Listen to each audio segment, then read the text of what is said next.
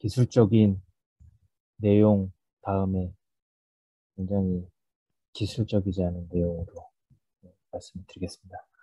제가 오늘 준비한 내용은 미국 달러 패권의 역사고요. 아마 비트코인이나 암호화폐에 관심이 있으신 분들은 필수적으로 아마 그 화폐의 역사, 그 기축통화의 역사에 대해서 어느 정도 기본적으로는 관심이 있으실 거라 생각이 돼요. 그래서 그 주제를 잡아봤고, 그렇습니다.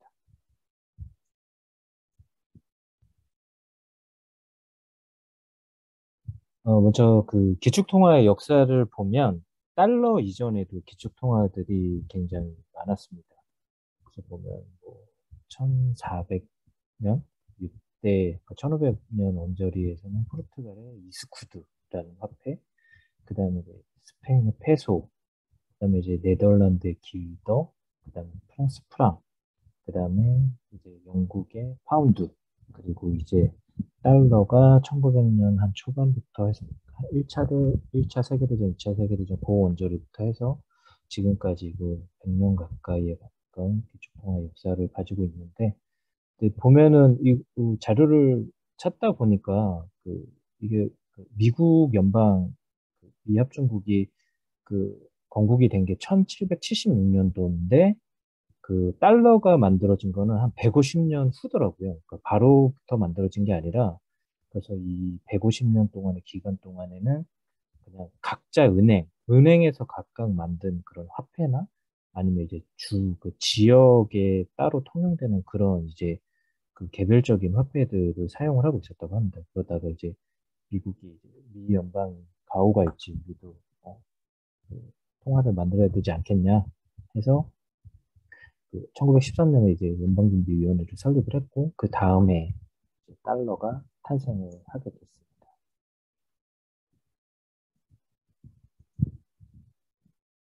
그 다음에 그 달러가 기축통화가 된 배경을 말씀을 드리면, 그 유럽에서 1, 2차 세계대전이 발발을 했었죠. 그래서 보면은, 파이팅 넘치는 싸우기 좋아하는 우리 독일 형님들이 두 번 다 이제 전쟁을 일으켰는데, 보면은 1차, 2차 세계대전을 겪으면서 그 유럽은 그 황폐화된 반면에 이 지도를 보시면 아시겠지만 미국 같은 경우는 이런 그 전쟁의 화마를 비껴가서 이렇게 되게 여유 있는 곳에 이렇게 땅덩어리 있죠. 그러면서도 이제 근대화 산업화를 성공을 해서 그 전쟁이 한창 중인 이제 유럽의 그 군수 물자라든가 그런 것들을 이제 판매를 하면서 엄청나게 많은 돈을 벌고 또 국가가 정말 그 점점 힘을 키워가게 됩니다. 그래서 뭐 한때는 이제 해가 지지 않는 나라다 대영제로 뭐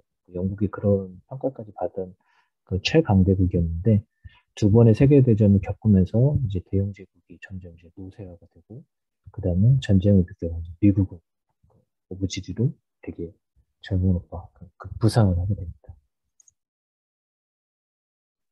그 다음에 그 미국 달러가 그 기축통화가 되는 과정 중에서 몇 가지 중요한 사건들이 있었는데 그 사건들을 몇 가지를 말씀을 드리면 그 브렌튼 우주라는 그 회의가 열렸어요. 1944년도에. 이게 보면 2차 대전이 한창 발발 중이던 때에 그 한 44개국의 연합 그 나라들에게 리더들이 모여서 이제 전쟁이 끝난 후에 세계 질서, 그 세계 경제를 어떻게 이제 재건을 할 건지에 대해서 여러 가지 그런 경제적인 문제들에 대해서 이제 모여서 얘기를 했는데 그 뉴햄프셔에 있는 이제 브렌튼 우주라는 그 휴양지라고 하더라고요. 그 도시에 모여서 회의를 하게 되었고 여기서 이제 결정이 된 게 금환본이제 그 뭐 간단하게는 뭐 근본이제라고 설명하는 자료들도 꽤 많았는데 정확하게는 이제 근본이제가 이제 브렌튼 우주 전에도 있었던 그런 제조이기 때문에 정확한 명칭은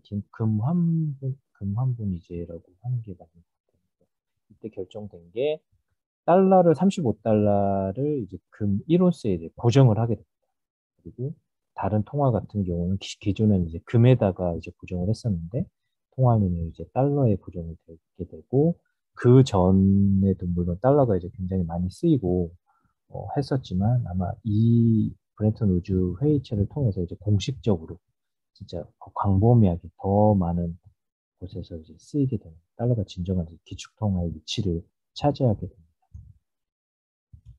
그리고 또 하나의 그 주목할 만한 사건은 그 닉슨 쇼크라고 하는데 그 미국이 그 베트남전을 겪으면서 그 전쟁이 굉장히 길어지면서 이제 그 전쟁에 너무 많은 돈을 쓰게 됐어요. 달러를. 그래서 예상보다 이렇게 전쟁이 너무 길어지면서 막대한 전쟁 비용이 발생을 했고 원래는 금 1온스에 35달러 그러니까 달러를 가지고 오면 그 미국 그 중앙은행에 있는 금으로 이제 언제든지 바꿔주겠다 해가지고 브렌튼 루즈가 할 때 이제 그 달러를 기축 통화로 만들었는데 근데 그 주변국들이 보다 보니까 얘네가 이제 베트남전이 그 굉장히 길어지는데 미국은 막 달러를 찍어대고 있어요. 그래서 주변국들이 너네 지금 그 찍어대는 달러만큼의 금을 실제로 중앙은행이 보관을 하고 있느냐?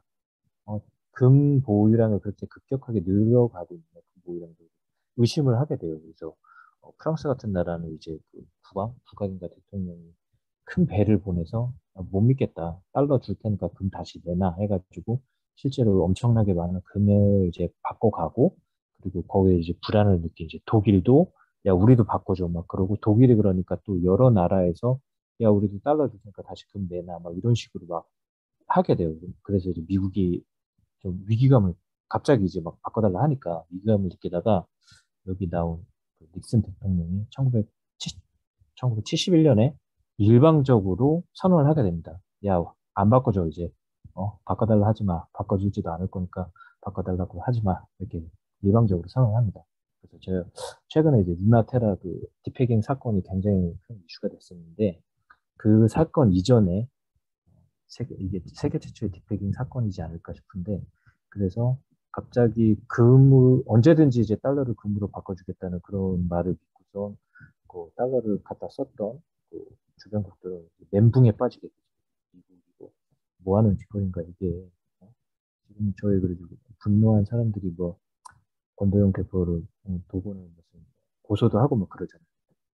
닉슨 대통령, 최강대국의 대통령을 고소할 수도 없고, 그래서 토가리를 많이 했다고 합니다. 이 시기. 근데 미국이 여기서 이제 그 금 한 번이제를 이제 폐지를 일방적으로 하면서 짱구를 굴려서 머리를 굴린 게 그렇다고 해서 달러 패권을 그렇게 쉽사리 포기를 할 수는 없죠. 어떻게 얻은 명예고 지위인데. 그래서 생각을 해낸 게 73년도에 아마 그 오일 쇼크 얘기 많이 들어보셨을 텐데 그 석유 파동이 발생합니다.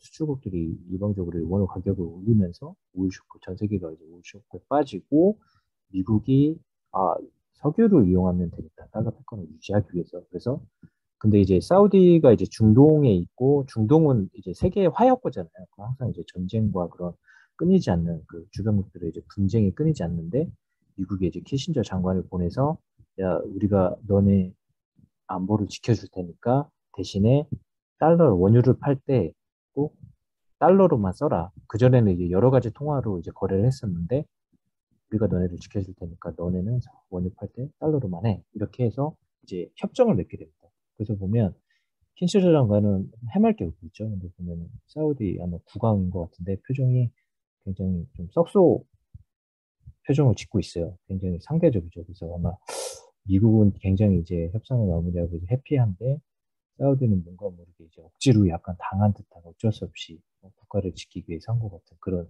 듯한 수심에 잠긴 표정을 하고 있습니다. 어, 백인 사건으로 인해서 위기가 닥쳤던 달러의 이제 페트롤 머니 시스템으로 해서 이제 다시 한번 패권을 유지하게 됩니다. 그다음에 이거는 그 예전 뉴스에서도 잠깐 말씀을 드렸는데 현재 지금 그 한 국가에서 다른 국가로 그 돈을 보내기 위해선 달러로밖에 송금이 안 됩니다. 그래서 이제 저희가 스위프트라고 하는데 그걸 이제 국제은행 간 통신협회라고 부르고 그래서 제가 만약에 뭐 중국에 있는 친구한테 위안화를 보내고 싶다 하더라도 위안화로 송금을 하지 못해요. 그죠? 그 원화를 달러로 바꾸고 달러를 그 이제 중국에 있는 친구의 외환 통장으로 보내고 그리고 그 친구는 받은 달러를 중국 내에서 은행에서 이제 위안으로 환전을 해야 되고, 그건 이제 세계 어느 나라든 마찬가지.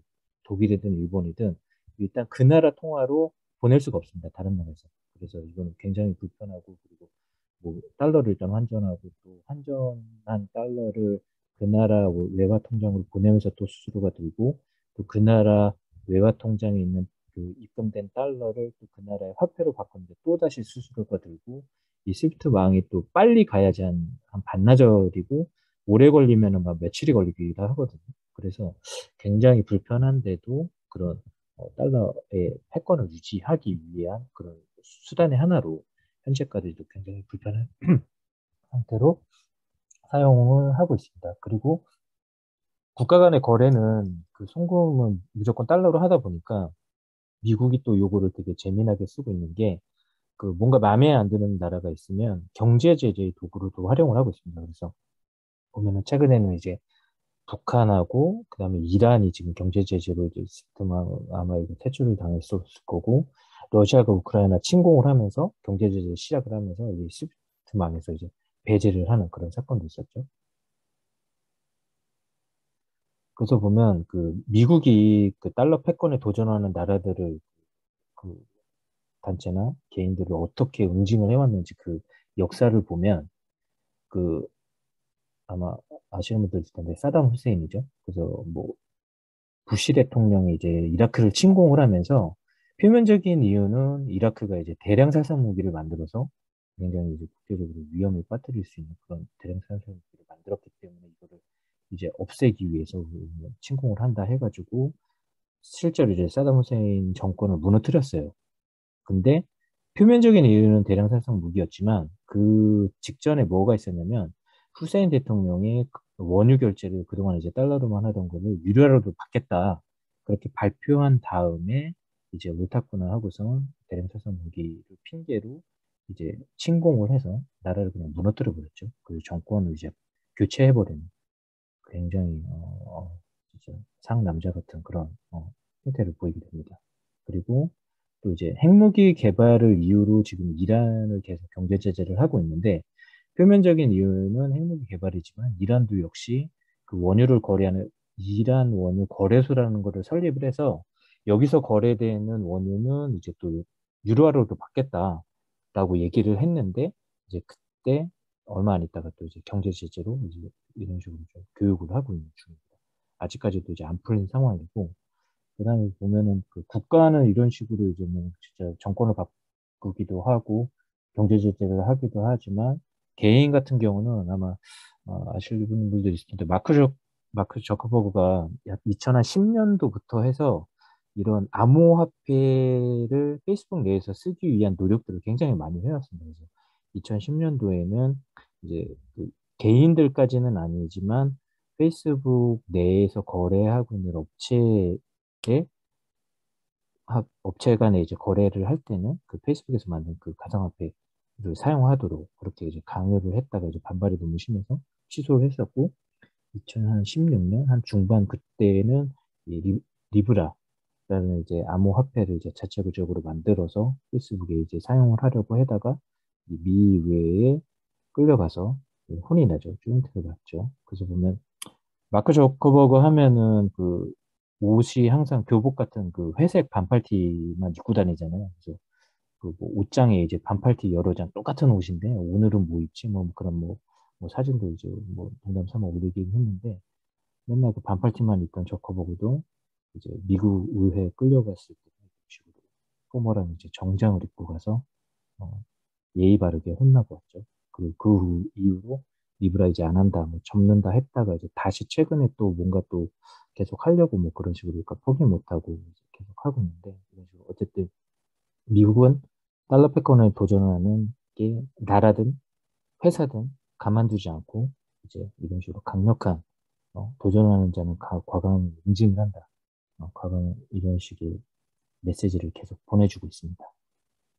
근데 보면 요번에 그 러시아 우크라이나 전쟁을 통해서 조금 그 미국의 리더십에 이제 스크래치가 나는 일들이 지금 발생을 하고 있는데, 현재 진행 중입니다. 이 사건들은. 근데 보면은 그 우크라이나 침공하자마자 이제 러시아가 그 스위프트에서 퇴출이 됐어요. 그래서 전쟁 초반에는 원래는 러시아가 이 그 전쟁 이게 보면은 자기네 군사력의 수준을 너무 과대평가한 나머지 뭐 일주일이면 우크라이나 그냥 끝낸다. 전쟁 끝낼 수 있다라고 이제 오판을 하고선 전쟁을 했는데 지금도 이제 몇 달째 계속되고 있죠. 그래서 그런 잘못 판단한 것도 있었고 예상보다 전쟁이 길어지다 보니까 그 이제 경제 제재도 들어가다 보니까 러시아 경제가 너무 심각한 상황에 이제 빠져서 러시아 막 디폴트 위기까지 나왔었어요. 지난달, 지지난달까지만 해도 디폴트 위기까지 나올 정도로 굉장히 심각한 상황이었는데, 근데 이게 보면 이제 최근에 나온 기사인데 강력한 경제 제재에도 사상 최대 흑자. 이게 도대체 어떻게 된 일인지. 그러니까 최근에 이제 원자재 값도 폭등을 하고, 뭐 원유, 석유값 장난 아니죠. 지금 보면은 원유랑 그 휘발유하고 경유 다 2천 원 넘고 지금 기름값도 장난이 아닌데 이런 그리고 이제 유럽에서 러시아에서 사다 쓰는 천연가스 양이 굉장합니다. 굉장한 양을 사다 쓰다 보니까 이런 식으로 경제 제재를 한다 하더라도 기존에 사와서 쓰던 양이 있기 때문에 러시아하고 거래를 안 할 수가 없는 상황이에요. 그래서 이제 러시아가 오히려 야, 경제 제재는 니네가 했으니까 우리 달러 거래 못 한다. 어? 사고 싶으면 우리 천연자원하고 원유 사고 싶으면 루브라 써. 루브라를 써라. 그리고 뭐 전쟁 초반에는 이제 뭐 루브라뿐만 아니라 이제 비트코인으로도 이제 결제를 할 수 있게 고려를 하고 있다. 뭐 이런 기사도 나왔었는데 그리고 뭐 이제 뭐 러시아하고 중국하고 절친이죠.